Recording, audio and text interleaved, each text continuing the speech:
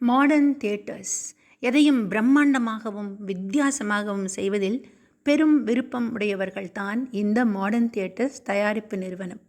அதன் அதிபரும் இயக்குனருமான டி.ஆர். சுந்தரம் தமிழ், தெலுங்கு, கன்னடம், மலையாளம், சிங்களம், ஆங்கிலம் ஆகிய மொழிகளில் பெருவாரியான படங்களை உருவாக்கியிருக்கிறார்.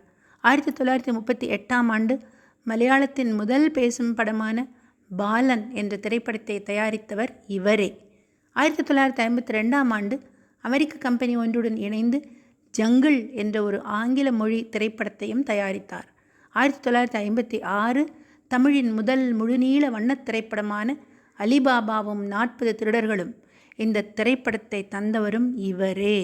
1961இல் மலையாள திரையுலகின் முதல் வண்ணத் திரைப்படமான கண்டம் பெச்சகோட்டு என்ற திரைப்படத்தையும் தயாரித்தவர் டி.ஆர். சுந்தரம்.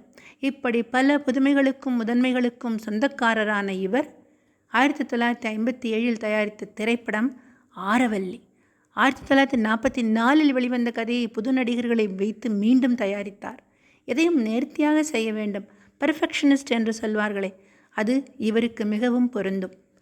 மிகவும் பர்ஃபெக்டாக செய்ய வேண்டும் என்ற எண்ணம் மேலோங்கியவரான இவர் உலகப் பேரழகி கிளியோபாட்ரா கழுதை பாலில் குளித்த மாதிரி தனது ஆரவல்லி திரைப்படத்தின் நாயகியான ஆரவல்லியை கழுதை பாலில் குளிப்பது போன்ற காட்சியை உருவாக்க விரும்பினார்.